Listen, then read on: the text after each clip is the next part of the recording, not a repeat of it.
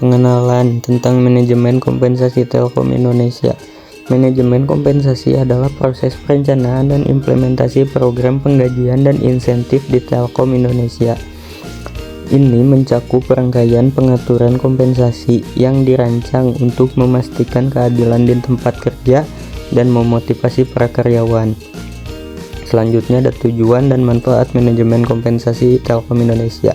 Yang pertama yaitu peningkatan kesejahteraan. Sistem kompensasi bertujuan untuk meningkatkan kesejahteraan karyawan melalui gaji yang adil, tunjangan, dan insentif yang sesuai dengan kontribusi mereka. Yang kedua ada retensi karyawan. Program kompensasi yang baik membantu dalam mempertahankan karyawan berkinerja tinggi dan berpotensi tinggi yang pada gilirannya mengurangi biaya rekrutmen dan pelatihan ulang. Dan yang ketiga ada produktivitas kinerja. Dengan sistem kompensasi yang efektif, Telkom Indonesia dapat mendorong kinerja dan produktivitas karyawan yang menguntungkan secara keseluruhan. Dan selanjutnya ada komponen-komponen dalam sistem kompensasi Telkom Indonesia. Yang pertama ada gaji dan insentif. Gaji pokok, bonus, dan insentif ditentukan berdasarkan penilaian kinerja dan kontribusi karyawan terhadap pencapaian tujuan perusahaan. Yang kedua ada tunjangan kesehatan. Telkom Indonesia menawarkan paket tunjangan kesehatan yang komprehensif untuk menjaga kesejahteraan fisik dan mental karyawan. Dan yang ketiga ada program kesejahteraan. Program kesejahteraan seperti cuti, asuransi, dan program pensiun merupakan bagian integral dari paket kompensasi untuk memastikan kesejahteraan jangka panjang para karyawan.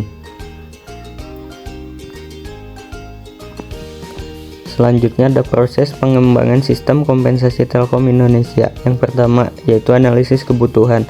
Proses ini dimulai dengan menganalisis kebutuhan kompensasi karyawan dan memahami persyaratan hukum yang relevan.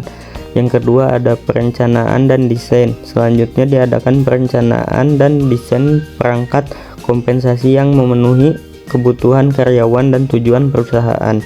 Dan yang ketiga ada implementasi dan evaluasi. Setelah disetujui, sistem kompensasi tersebut diimplementasikan dan dievaluasi secara berkala untuk memastikan relevansinya terhadap perubahan lingkungan eksternal dan internal.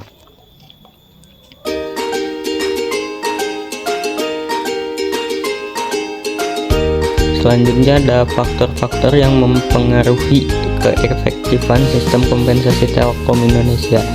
Yang pertama yaitu nilai perusahaan. Sistem kompensasi harus selaras dengan nilai-nilai budaya perusahaan untuk menciptakan konsistensi dan keadilan. Yang kedua ada pasar tenaga kerja. Kondisi pasar tenaga kerja dan penawaran gaji di industri yang relevan memberikan arahan untuk menentukan paket kompensasi yang bersaing. Yang ketiga ada kebijakan dan regulasi.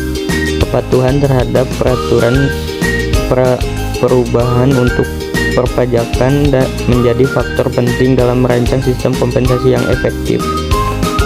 Dan selanjutnya ada implementasi sistem kompensasi di perusahaan Telkom Indonesia.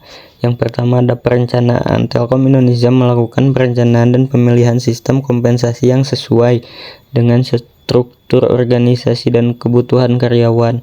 Yang kedua ada implementasi. Sistem kompensasi implementasikan dengan memastikan keadilan, keterbukaan, dan transparansi dijaga di proses ini. Dan yang ketiga ada pemantauan dan evaluasi. Telkom Indonesia secara teratur memantau dan mengevaluasi efektivitas dalam kompensasi untuk mengidentifikasi perubahan dan perbaikan yang diperlukan.